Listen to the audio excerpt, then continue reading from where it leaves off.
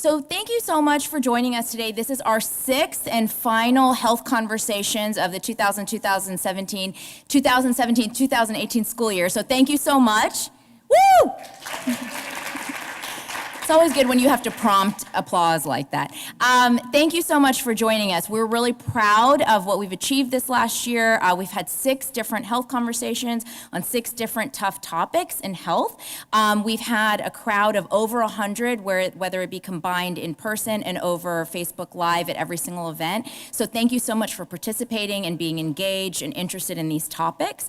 So today we're actually talking about yet another difficult topic, which is medical errors and how to say sorry for medical mistakes. And just to give you a little bit of a brief overview on what we're doing here, this is a conversation series, speaker series, where we really look at tough topics in health and how law, medicine, and journalism intersect on all 3 of these topics. And I just want to say really quickly, and I want to introduce 2 other colleagues of mine that have been very instrumental in putting this event together, which is Dr. Joe Servin up there. He's working. And Dr. Greg Meyer. Where's Dr. Meyer? He's hiding. Oh, he's, okay. Dr. Greg Meyer. You didn't have to clap, but thank you so much for doing so anyway. My name is Swapna Reddy, and we're all faculty at the Science of Healthcare Delivery at the College of Health Solutions.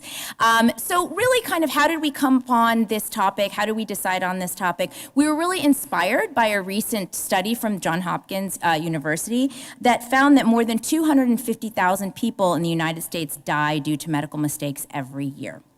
And it's now the 3rd leading cause of death after heart disease and cancer in the United States. So it really brought us to the question of why. Why is this happening so often in the United States, especially with the health science system that we have in this country? And also, what can the healthcare system do to not only prevent these errors, but also act as a potential partner in solutions and interventions? So with that being said, I'd like to first introduce you to our moderators, and I'm going to have them stand up if that's okay. Pauline Davies, who's a veteran BBC radio science journalist from BBC's World Service and professor of practice in the Hugh School of Communications here at ASU. So thank you so much. She's been with us throughout the series. So thank you so much for your service and your commitment to our program. I'm also pleased to have with us Will Stone, who's a senior field correspondent for KJZZ NPR, which he joined in 2015. Will also has a really compelling series on the opioid epidemic in Arizona. I'm a fan of that series, so thank you so much for doing that and being with us today. Next, I'd like to quickly introduce our 2 esteemed panelists.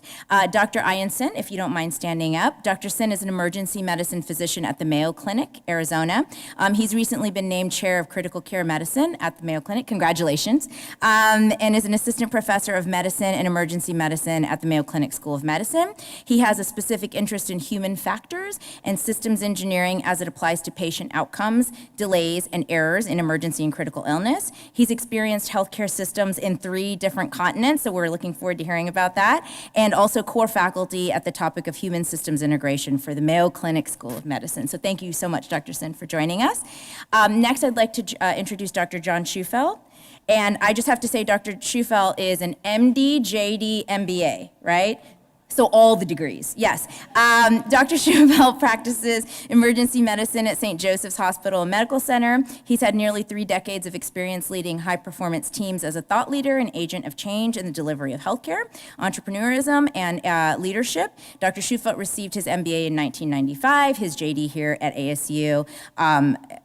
Shortly after that, he founded NextCare in 1993, as well as numerous other health and non-healthcare businesses over the course of his career, and lectured on a variety of subject matters to graduate medical business and law students, including many of my classes, so thank you so much for that.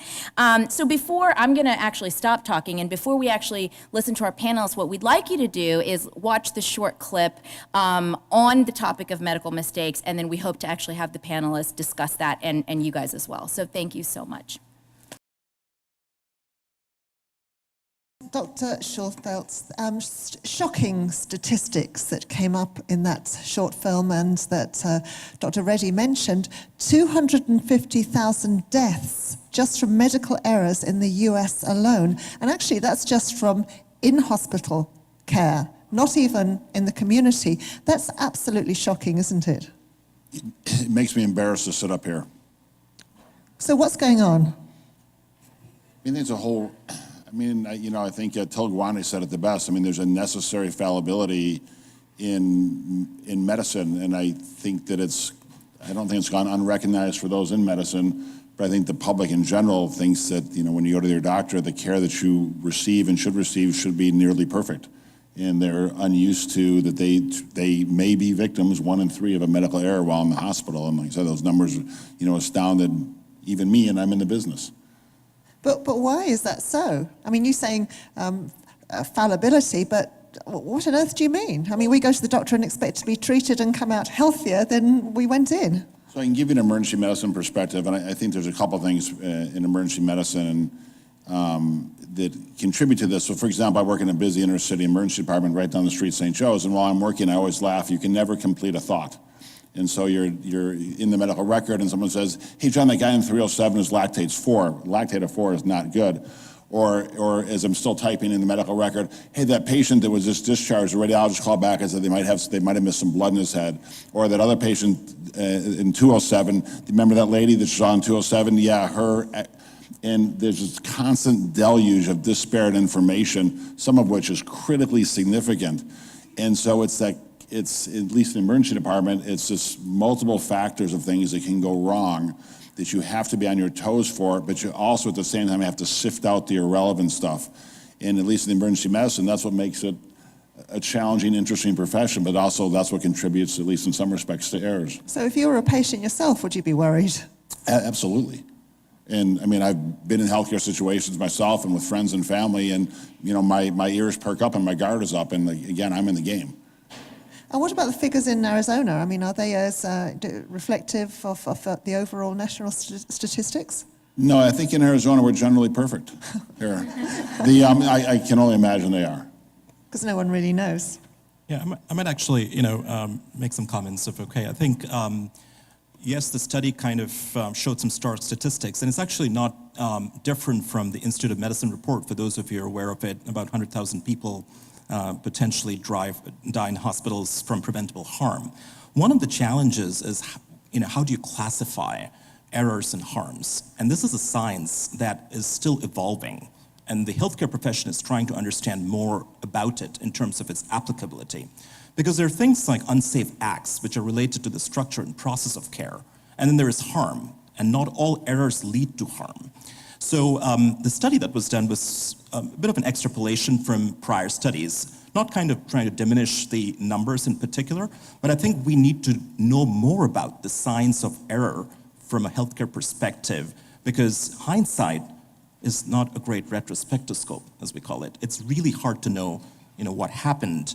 And quoting Sidney Decker, one of the famous names in the world of patient care and patient safety, we don't necessarily get into the tunnel to see why people made those decisions at that time. So there is a lot that's out there that's still kind of, nebulous, and we need to know more about it to get better at it. When you talk about not every error results in harm, I mean, should we be concerned that there are actually many more errors that we aren't even aware of because just no one dies as a result? Right, potentially. And as a case and example, the World Medication Errors, for example, they have a classification system called MERP, which has letters A to I. And A is situations where the system is set up for an error. Those errors don't reach patients, while I is where patients actually die from an error that occurred, as a result of a treatment therapeutic misadventure. And so there are classifications related to that, but we don't necessarily do a deep dive. More and more hospitals are trying to analyze that data and report it nationally, but as I said, there is a lot of work that is still pending to get to know what's the real number, the N, of patients who are potentially at risk of medical error. Dr. Sen, in the clip we see several instances of these errors and how they really resulted in major harm and took a toll on patients and families. In your opinion, how do institutional cultures and climates contribute or exacerbate these issues? I think the institutional culture is at the core of the patient safety movement. And to quote Sir Liam Donaldson, the former chief medical officer of the British National Health Services, to err is human, to cover up is, for unforgivable, and to not learn from those failures is inexcusable. So I think the Joint Commission Sentinel event database suggests that if you have an institutional culture that actually promotes safety, you have a better chance of reducing some of those medical errors. And by that, I mean every institution should have a good patient safety incident reporting system. They should ensure that whoever reports any of those errors gets feedback. There is no intimidation of practitioners who want to step out and point out errors. And at the same time, safety aspects of care are actually implemented, and burnout and stress that occurs amongst medical staff when those errors take place is supported through leadership that actually takes cognizance of those things in due course of time. So there is a big institutional culture that is important in this domain to reduce some of these errors. Isn't it true, though, that one of the reasons we have very little idea of the real extent of medical errors is because they're not reported as such on death certificates?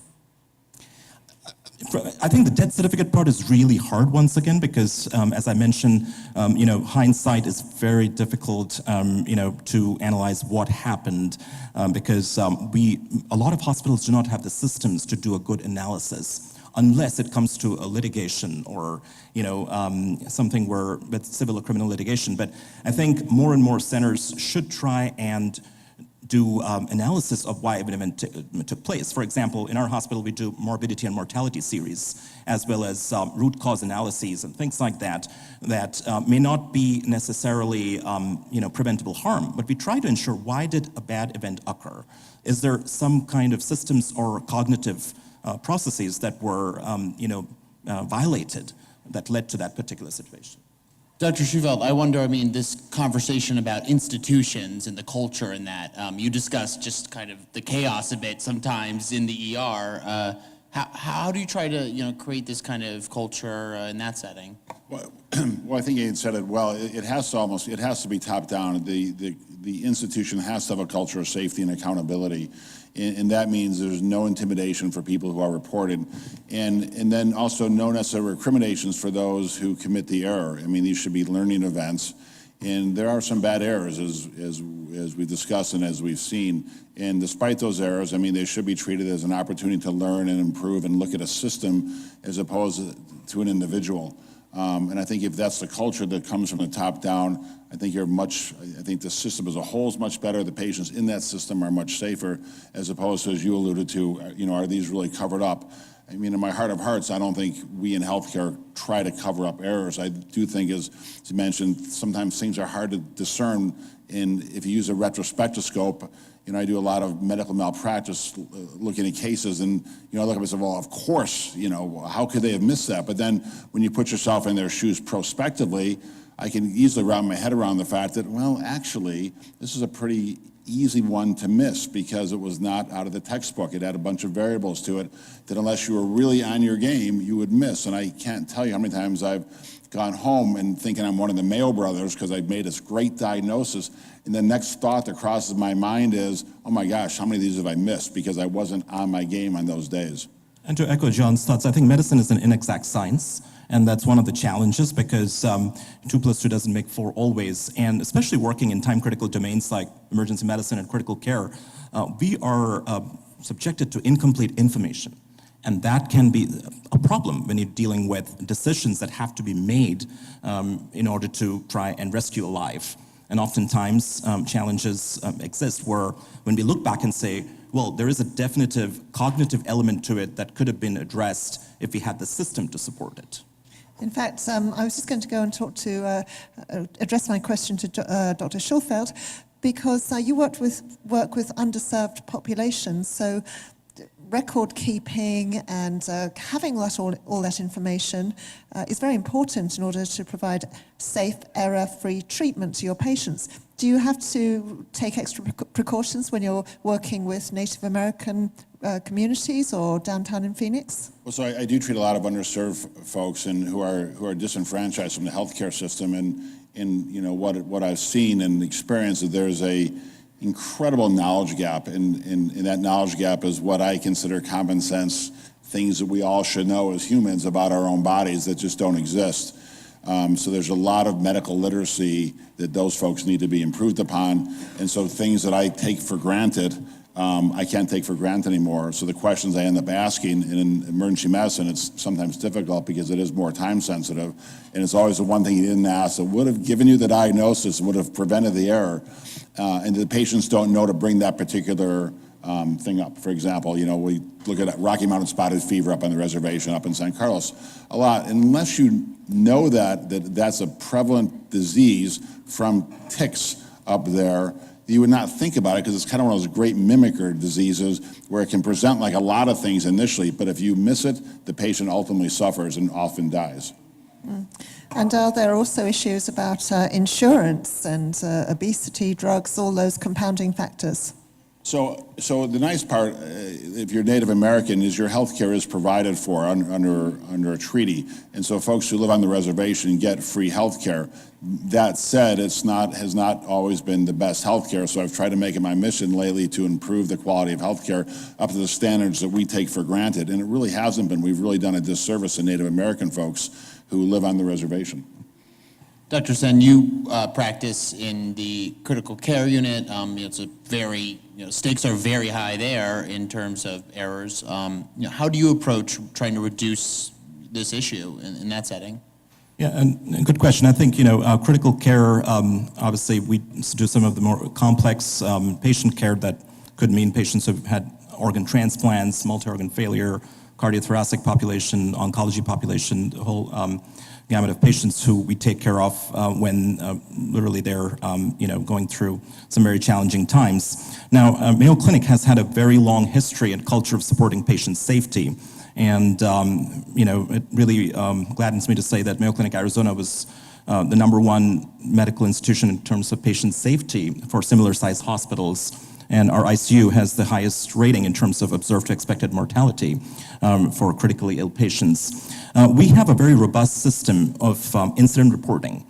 So much so that it's only at a couple of clicks of the mouse that anybody can file any incident that they feel needs to be reported. Now, not all incidents are potential errors, but the staff is empowered to bring those cases up.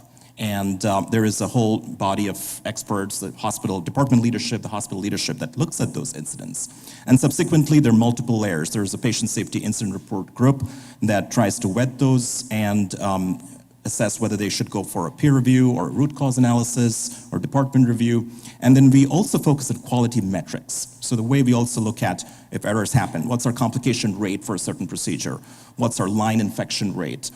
We publish those numbers, and actually, as Pauline noticed today, they're all there on the walls of Mayo Clinic. If you ever visit our campus in Scottsdale or Phoenix, we do put up those metrics so that you're aware how we're doing as a hospital in the Valley, especially when it comes down to certain safety paradigms. So can people look that up on the internet, or are you? Yes, you can as well. Yeah. Okay. Is this just a matter of putting in place protocols? I mean, someone has to come forward and say, I believe I made an error, or how does that work? I think people might. It's anonymous. It's all anonymous. So anybody who recognizes that there was a potential error, whether you were the one who was involved in it, or you were witness to it, or you heard about it, you're welcome to put the name, number, and what kind of error you felt took place. And it's a pretty easy system that anybody can, report. And that's encouraged. I mean, getting back to this idea of culture, Dr. Shufeldt almost made it sound like you need the CEO, you need someone high up there telling you this is okay to actually explore what happened, not to try to minimize it. We actually, sorry, that's a question for. No, we actually tell our, cafeteria workers to janitors to residents, everybody to be open to reporting. And Dr. Shufeldt, you lead a team of ER physicians. What do you say to patients when a mistake has been made? What are your guiding principles? So the guiding principles, I think it extends hopefully past the emergency department, is collaborative, develop a collaborative relationship with the patient. And it's this necessary fallibility. And so I talk about informed consent a lot. So when I do procedures or do care, provide care on patients that is of a critical or potentially critical nature, I have an informed consent discussion. And I say, this is why I think you need this. Here's your options. If you don't want it, you're obviously here. You're obviously competent. So let's make this decision together. I will metaphorically put my arm around them and say, we're on the same team. So let's figure this out together. And then if a mistake happens, it's the same approach. It's, hey, this was an unexpected outcome. Here's what I think happened to you. And there's an I'm sorry law in Arizona where you can say I'm sorry and they can't hold it against you if that ever goes to trial. You have to say it carefully, but it does work. And patients oftentimes want to hear that someone's accountable, that they're sorry, and that hopefully it will prevent someone else from suffering the same fate they did afterwards. Okay, and as a doctor and a lawyer, do you think that our climate of medical malpractice exacerbates these challenges? Well, I think net as providers, we're treated, as physicians particularly, we're treated very well by the courts and very well by juries. I mean, the cases that go before a jury, the vast majority, 90% or higher, are won by the institution, by the provider. Now, a lot of these that are bad outcomes with bad facts are settled before they go. But I do think, I like to think of myself as someone who does not succumb to the defensive medicine, using informed consent and good patient interaction. I am sure there are plenty of times when I think to myself, I'm quite sure this isn't the case. However, my colleagues using the retrospectoscope would say, that idiot Shufeldt, why didn't he do an X?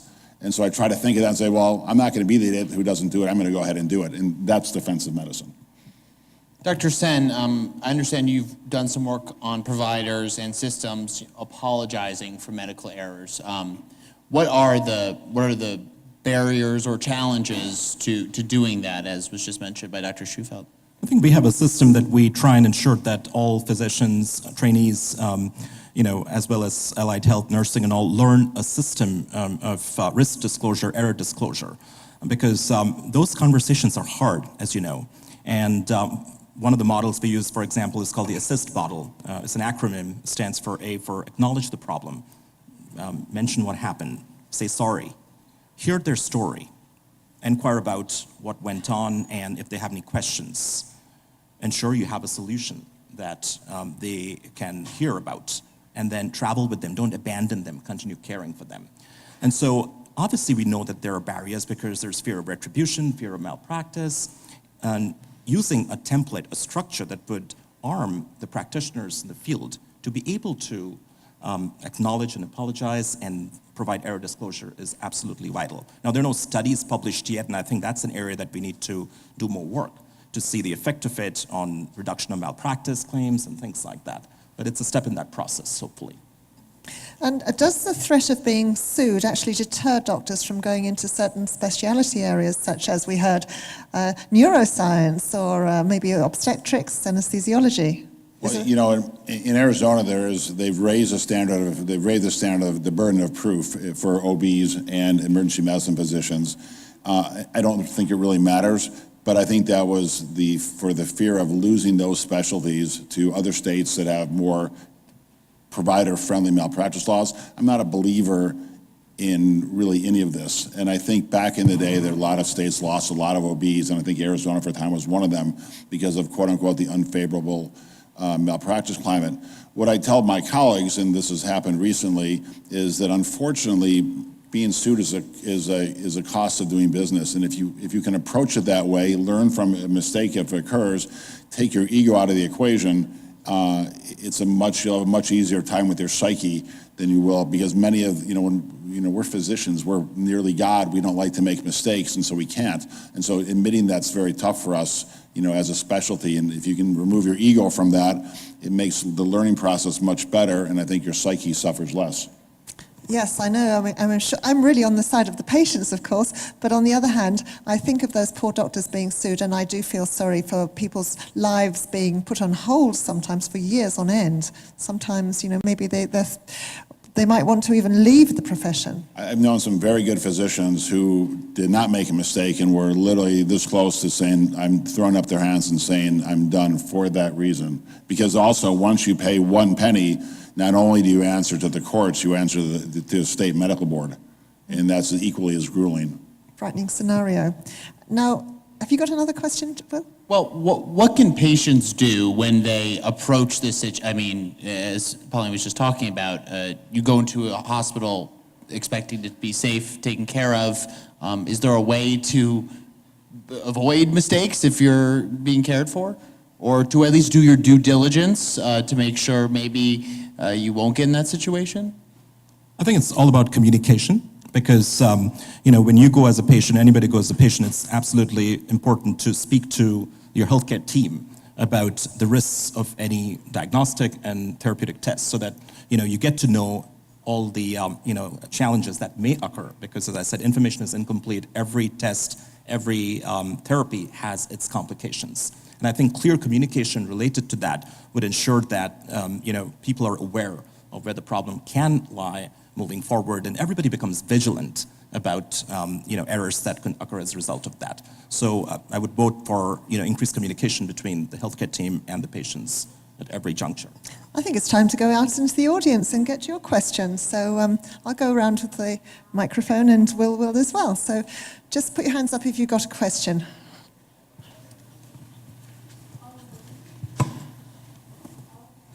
Thank you. The headline statistics are very misleading. They have to be placed in the context of the total number of procedures, most of which don't go wrong, don't lead to harm. What I, as a patient, would like to know is, supposing I need a general anesthetic, what is the probability that I would die under the anesthetic as a result of a mistake? I suspect that's a very small number. That's the number we should really be focusing on.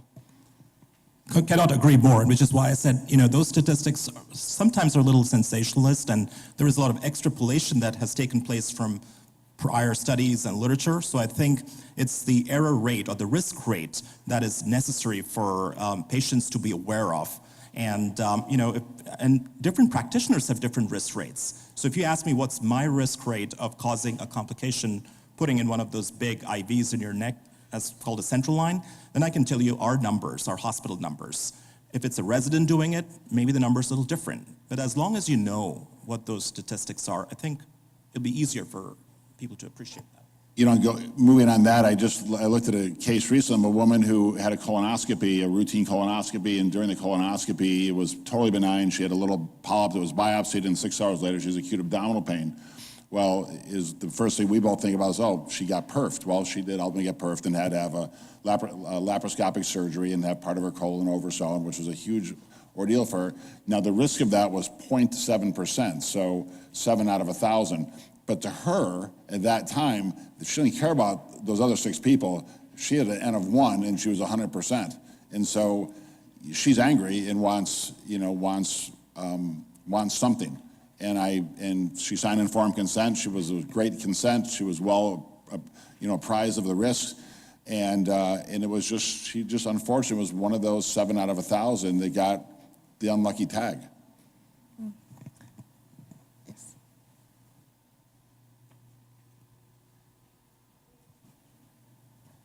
Yes. You mentioned when an error occurs that there's a lot of action done on behalf of the patient to, whether it's bereavement, what have you, and then on the side of the hospital, there's a root cause analysis, what have you. Are there any things at your respective institutions to work directly with the physicians themselves when it comes to counseling, not just towards a quality improvement effort, but, general well-being of the physicians? So, yeah, absolutely, and that's a great point because, our role is not to chastise, physicians, healthcare providers who've had a medical error because the aftermath of it can be extremely painful, as all of us who've been in any of those situations can agree to. And so we do have a system in our hospital, a system that involves risk management staff, hospital chaplains, and psychologists who help the practitioner deal with those situations as an emotional buffer. And then we have department leadership that provides that nurture to them to realize that errors are something that we all do, and how do you focus on the more scientific aspects of analyzing what went wrong, analyzing patient safety events. So we kind of do a dual-fold thing, which ensures that we don't lose people to burnout and stress, because otherwise there won't be people working in hospitals if we don't have that nurturing environment for them. But that said, I think we as healthcare professionals are very guilty of, I always call it eating our own or eating our young. And if you've ever been to a surgical M&M, you walk out of there just totally abused. I mean, God forbid you make an error there, because it literally is like a dog pile. And I'm sure the folks walk out of there just feeling like they're going like this for like 30 minutes. I think in emergency medicine, we're a little, at least more sane than some of our surgical colleagues, and that is how they were trained, and that is how they quote unquote improve. But I think it does have a huge human cost to it, and that does lead to burnout and people just saying, you know what, this is not for me anymore after X amount of years.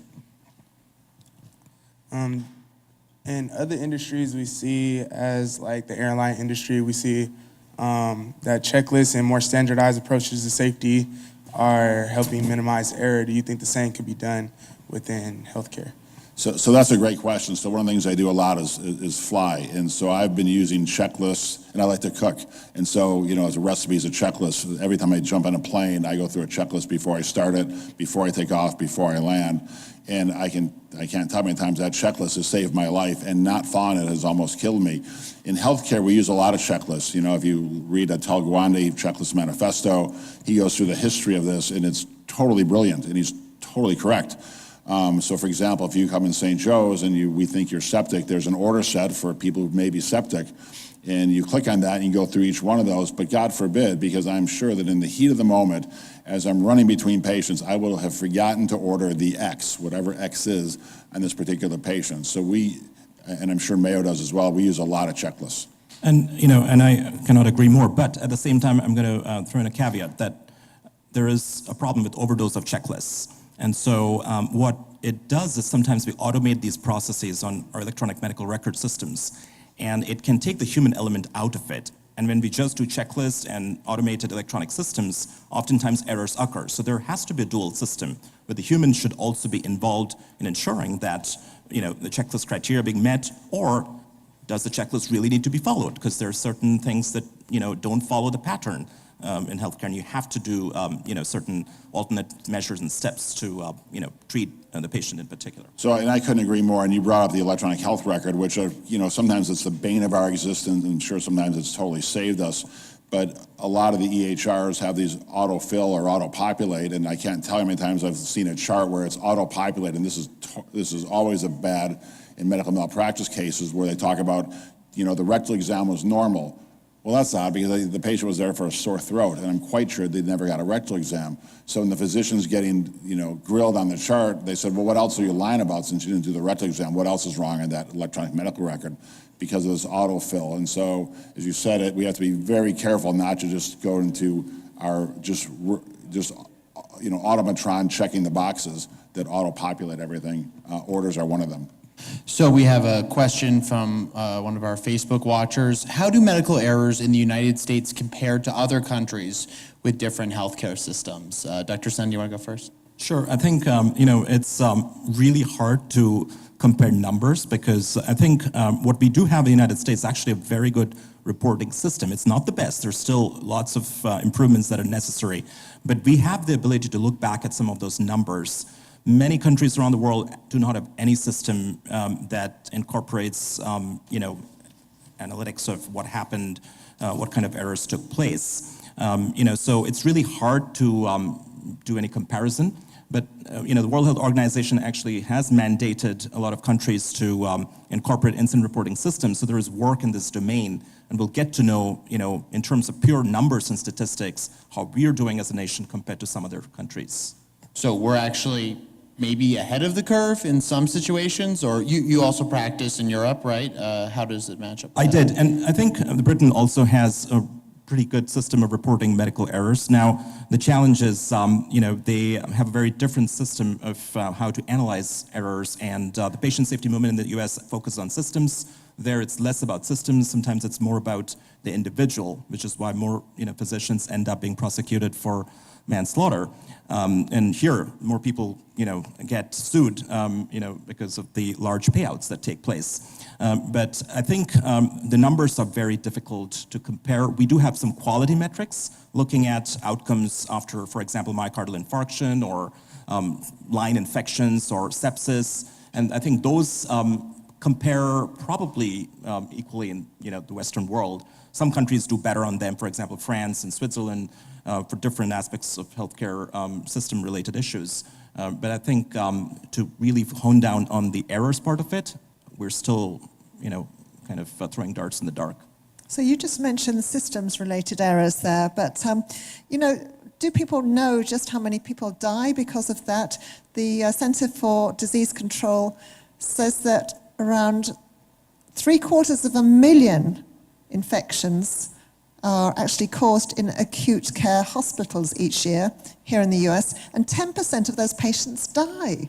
Now, that shouldn't really happen, should it? Yeah, well, it should be 0%. And, central line, for example, hospital-associated infection rate, the target is 0%. Some of them are, shall we say, non-preventable in some ways, because if they have had surgery, they've had, exposed wounds and things like that. And so we do classify them as non-preventable, error rates. But I think this just shows that there are opportunities for us to look at how we can improve not just the process of care, the physical ergonomics of it, and also some of the cognitive aspects that could reduce the infection rate to where we want it to be, and to make preventable harm as zero moving forward. But you're right, that this is a problem that most hospitals are dealing with and grappling with. Our C. diff rates, MRSA rates that you hear about in the news, they continue to go up. And what's the reason for that? There's not just hospitals, but patients are getting sent home on antibiotics from urgent cares, from other hospitals, and not all of them need antibiotics. So there's not just one aspect to that whole problem. There are multiple layers that we're still trying to unravel. So in one of our classes, we recently talked about provider work limits and how some residency programs are considering instituting those policies in order to protect their residents from possibly falling into creating or accidentally leading to a medical error. What do you think about that, and do you think that those should be extended to also fully trained providers? Well, I think all residencies today have work limit hours for residents, isn't it? 80 hours per week. And people my age, I'm sure I have a few years on you, think 80, well, a bunch of wimps. But realistically, that is absolutely true. I mean, back in the day, it was not uncommon to do 36 hours every other day because you would be on every other night call. And they'd say, well, you need to get the full spectrum of the disease and you have to follow the person for 36 hours. That was the rationale behind it. But it was really slave labor.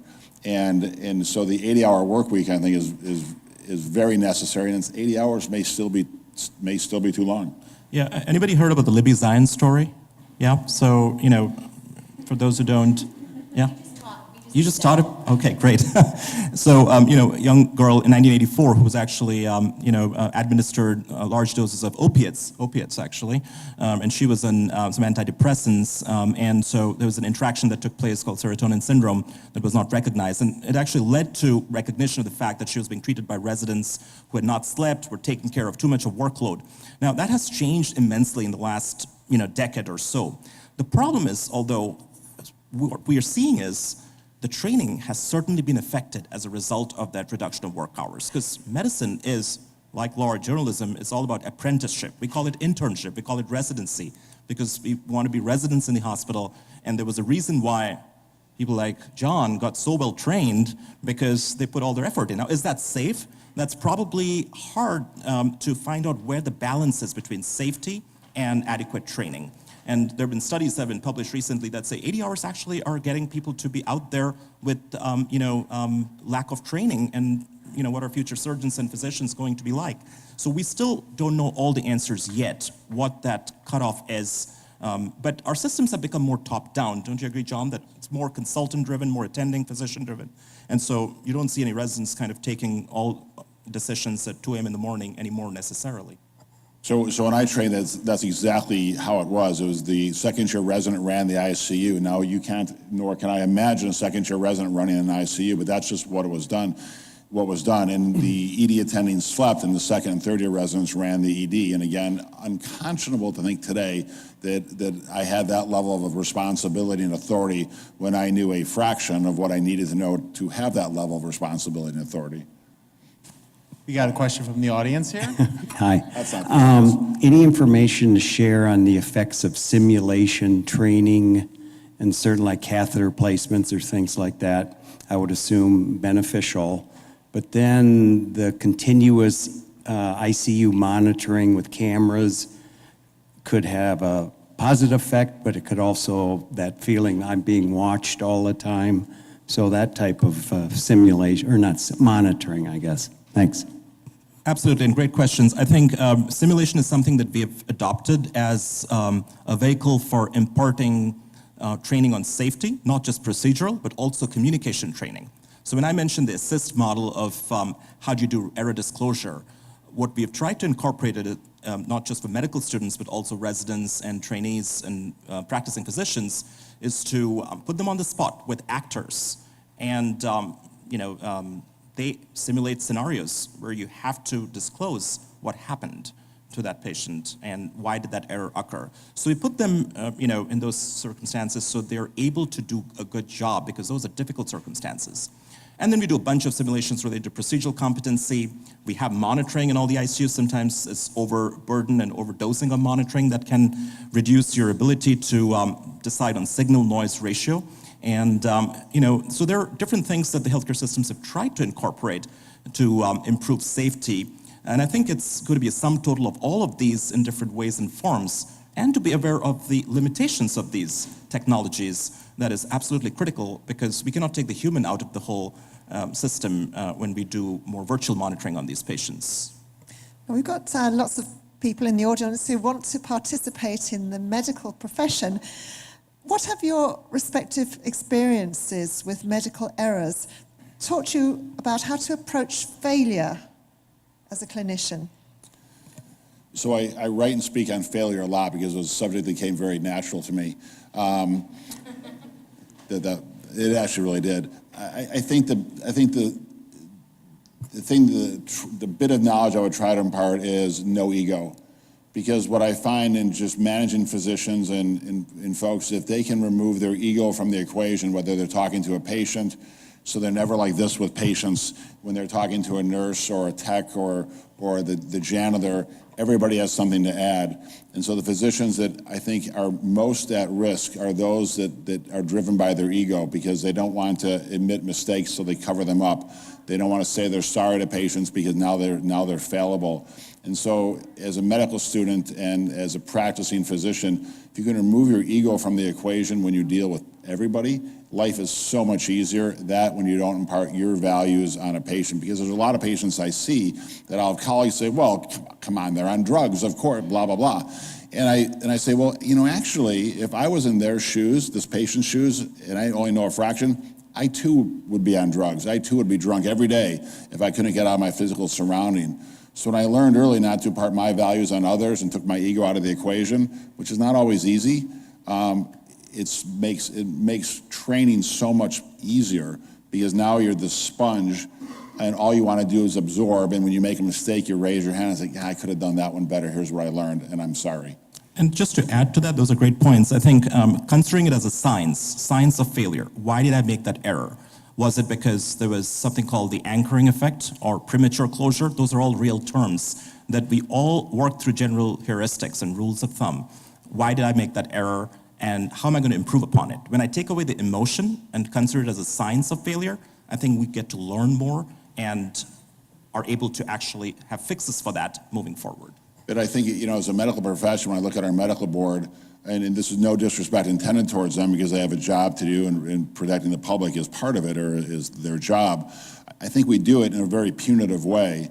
And the vast majority of providers who make errors or even do things like get a DUI, they're not bad people. They're not unfixable. They just need to be educated or helped or assisted. But we treat them like they're criminals, and I always have an issue with medical boards in general for how punitive they treat our own other physicians. They don't treat them like we treat a patient. Here, let me help you. They treat them like, here, you're going to be punished for this, and how can we really make it stick? As a follow-up to that, we do have a question from Facebook, which is, personally, have either of you made an error that you still recall, and how did you go about talking to the patient in the aftermath? Or in general? Up to you. So I think the answer is you have to own it, and owning it sometimes is hard. I literally have one right now that I'm dealing with in our group that we have to go and talk to the patient and the patient's family about this error that was made, and it was absolutely preventable. It was a system-based error, and it was a provider-based error. What do you mean by that? Like when you say system-based error, what? Just System-based error was some of the tools and things and medications we needed weren't available. And a provider-based error that they should have put a pause on and said, is there another opportunity here? Is there another way to treat this patient, given the fact that some of the things we need, we don't have? Is enough research being done to show ways to prevent medical errors? Are we doing enough research to actually help prevent medical errors? Sorry, I didn't hear your question. Research. Research. So research, is it my accent? Medical errors, yeah. I think there is a lot of work that needs to be done. People are looking at different ways of analyzing errors. And, as I mentioned, the taxonomy, the nomenclature, those are big areas that we need to do more to understand, any particular error or incident that took place. And once we're able to delineate that, we can have trials, randomized controlled trials. Yes, it's not impossible to do trials in this domain because the science of safety and errors have been bereft of good quality studies, which would be level 1 evidence to see what actually works to reduce some of the problems that we encounter. And there are multiple reasons for that. As I mentioned, we're still trying to learn the classification systems and all, but there are opportunities to have those clinical trials to improve our safety systems. Now, it doesn't have to be an RCT always. There can be before and after studies, different ways to analyze the literature, but there is work ongoing in many different institutions, and hopefully the knowledge base would be a lot more robust in the next few years. You allude to the usability of EHRs contributing to medical errors. How do you think these can be improved to reduce that? And then more specifically, I know Mayo is making the switch from Cerner to Epic. Do you think that will help in that regard? Now, that's a very loaded question. Maybe just restate the question in terms of the software. Sure. I think the question was, whether EHR, how does EHR contribute to errors, and whether transitions from one system to the other, in particular, Mayo Clinic, we're doing Cerner to Epic. We're going to go live in about a few months. Now, this is my overall, 20,000-foot view. All EMRs have a problem. We cannot do away with it. They are helpful. At the same time, we need to have partnership with, the informatics folks, and partnership between the clinical teams and informatics folks to try and make these products more usable for the front-end users. We've come a long way, but there's still opportunities to improve upon them. And, also how to glean data from notes, because this is an area where John would probably, have more insight. When you look at documentation of what happened, whether it's an event, an incident, an error, how do people put those data into the EMR? Because I'm sure malpractice lawyers have a field day because we are terrible at documenting the trajectory and timeline and course of events. And we tell people, don't editorialize, don't do speculative conjectures about what happened, just state facts, and do not have chart wars related to any patient event that took place. So I think that's an area that still needs to be improved upon, and we hope to partner with more folks in the world of information technology to be able to offer better products and to use it as an ally and not as an impediment. And you mentioned signal to noise ratio before, and that's one of the challenges with the EHRs. It's hard to discern signals from noise, what's actionable, what's not actionable, what's a nice to know, what's a need to know. And so our folks, we both know Vern Smith, I'm sure, who's looking at ways to extract important data out of the EHR in real time and give it to the providers and the whole care team that is truly actionable. So you don't care the sodium's 136, but you care the lactate's 5. And unfortunately, sometimes they're in the same data set. And so unless you really scan it and you're on top of your game and you're not tired and nobody's distracting you, you may miss the fact that the lactate is 5. Do you think implicit bias from a provider perspective plays a role into diagnostic or treatment error? And if so, do you think training new medical doctors in med school on implicit bias could help eliminate that factor? So that's a great question. Sometimes bias is a good thing. It's because you say, boy, the last couple patients I've had, or the patients I've had who present with the same constellation of things that you may be biased towards or against or have a bias for, actually led you to the diagnosis. So bias, in my mind, is not necessarily bad. It's how it's applied. But I do think there are certain biases from socioeconomic status and what have you. For example, I work with a lot of Native American folks, and I can tell you when they're seen down here in the valley, there is a bias towards them, and it's probably a negative bias. However, that same, what people would consider negative bias, should you lead you to say, well, gosh, they have a lot of tick-borne disease up there. Could this person have Rocky Mountain spotted fever? Or that population has a high incidence of alcohol abuse. I mean, could their liver enzymes be abnormal? Yeah, and those are great points. I think, and you do raise a great point that we actually are utilizing training about cognitive errors and biases to our medical students so that when they're ready to graduate Mayo Medical School, they'll be able to analyze what went wrong and how can they, avoid some of the, problems in diagnostic decision making, especially when you don't have time to make that decision, especially the areas that we work in. So absolutely, all medical schools should try and take that up as one of their core curriculum to help the future generation of healthcare providers be aware of where improvements can occur. For populations with like a language barrier, would you say that they're at like an increased risk of medical errors, even if there is an interpreter, like due to that lack of communication and maybe like they don't understand certain things, even with the interpreter in the room? So you can walk into any hospital, probably anywhere in the country, and you pick up the Sericom phone. We all call it the blue phone, and you can, within a matter of moments, get a person who speaks the same language as the patients, and it's like magic. It's totally remarkable. The problem is even speaking through that phone, you like to think it's a perfect system, but it's not. So we do get some information, but it's never as good, at least when I use it, as talking to a person in the language you understand. Yeah, I think that's just the nature of the challenges that we face. Those patients do have a higher incidence of risk and problems, especially if they do not have great collateral history, no family members. You're trying to use stroke therapies and give them intravenous TPA, and family's not there at the bedside. So we do see a lot of those challenges that we have to deal with. That adds time, that adds complexity to our decision making. We have a final question from Facebook. Can you actually say I'm sorry, or is that legally not advisable or taboo once you've admitted guilt?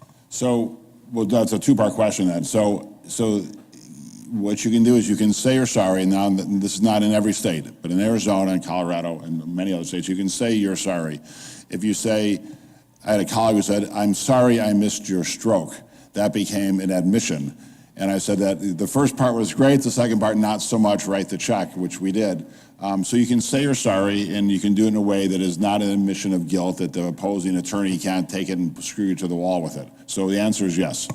I think once again, you may not know all the details, even if you've committed the error, because I'm in the field, in the trenches, and I may not know all the other outlying factors, what led to that error. So I would say, sorry, it happened to you, and we will find out why, and we will do a full-on investigation and let you know what the results of that investigation are, to give you a full-on perspective about the causes that led to this error. And is that ultimately finding that balance of saying I'm sorry but not admitting guilt? I mean, this seems like a fine line that you would have to walk all the time. Well, I think you can say you're sorry and have a totally open and honest disclosure that's collaborative in nature, and expect that you may get some recriminations during it and after, but unfortunately that's the game we've all chosen, why you're all studying so hard to get there and why we work so hard to stay there. That's just part of the drill. Okay. Thank you both very much. I think that's been a terrific session.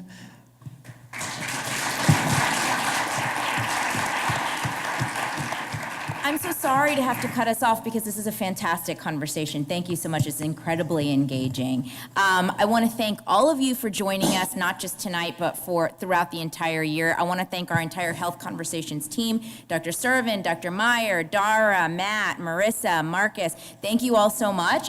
Thank you so much, Pauline and Will, and all of our moderators this year. And thank you so much, Dr. Shufeldt and Dr. Sen, for joining us on this tough conversation.